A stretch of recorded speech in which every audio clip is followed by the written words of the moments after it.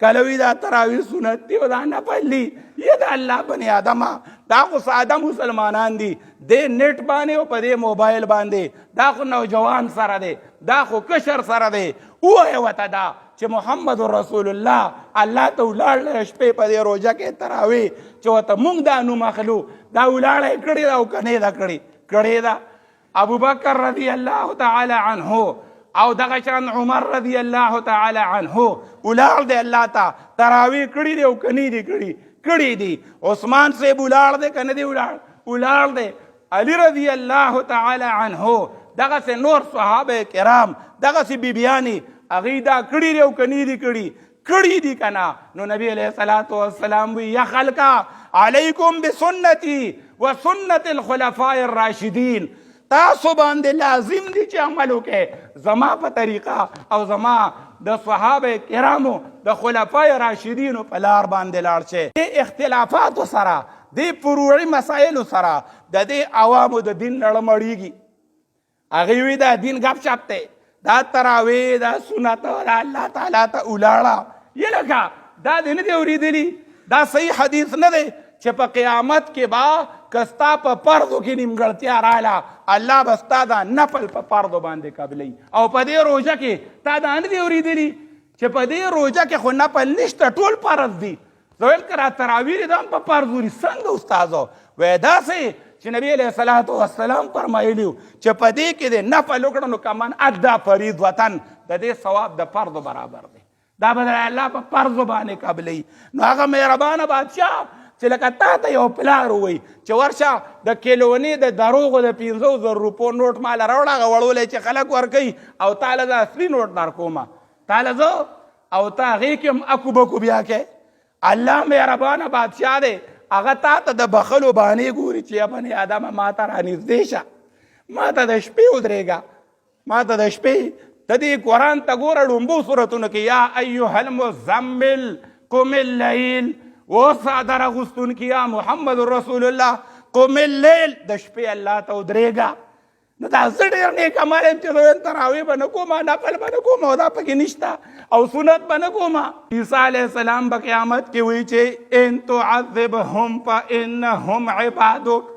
یا الله دا زما امتیان دي دا نصارا چې دي الله که عذاب وله ورکوې نو ستا بنیان دي و ان تغفر لهم او یا الله که ته بخې که نه نو یا الله فانک انت العزیز الحکیم ته زورورستانه څوک تپوس نشي کولی نبی علیه السلام به ژړا شو وی یا الله عیسی علیه السلام به د عیسایانو خبره کوي ابراهیم علیه السلام به د خپله امت خبره کوي چې فمن تبعنی فانه منی ومن عصانی فانک غفور رحیم خو یې زه به د خپل امت خبره کوم چې اللهم امتی نن د هغې پیغمبر سنت د شپې مو ودرېږې دروازې مو ودرېږه بس ګرځنو وی دا خو سنت دی وی دا خو دا واده هم سنت دی نو بس می تړني کا چې وی النکاح من سنتي نبی علیه الصلاة والسلام وی دا نکاح دا واده دا د ما سنت نو پکار دا دي علماو ته عالمانو صاحبانو ته مولیانو ته د هغې ایډمنانو ته راڅوک چې پیجونه له تاسیس ورکوي قسم دی دا خلکو د دین نه ورواړو بس دا تاسو چې ورته کمپال ډونګو ته کوزېږئ هغوی د څه نه خبر نه دي د بعضې ملانو دا موبایل او د پیج کې دا کټینګ کوي هغه ایډمن ورته وایي چې داسې ځای ته کټ کي چې استاد د جمعې په ورځ باندې د ښځې صفت کړي چې زما ښځه راوړې را ښکلې را نه هغه ځای ته کټ کي او دی لی ورکړي دا کار دی یاره بل ځای کې دا ویلي چې پلا چاته یې کنځل کړي ناشنا ګنده ټکي اغوستي او هغه ځای ته کټ کي یې لکه دا چې دا ته کټ کوې او د نیټ لی ورکوې دا د خپل محترم سپینګیري مشر ته احترام کوې او که شرمۍ یې بیزته کوي دا خو تا دا سیس کټ کو او دا تا دا ټوکړه ورکړه چې په هغې کې هغه سپکې سپکې او کنځلو والا خبرې کړي دي نو اس ګر کو آگ لگ گئی گر کې چراغ سے تراویح په دمه دمه پکې قرآن وایه بعضې خلک تراویح غرب او غروب څوک پوهېږي نه چې شاته ولاړي دغه تراویح والا پکار دي چې د خپله پسته ووایي چې پس صاحبو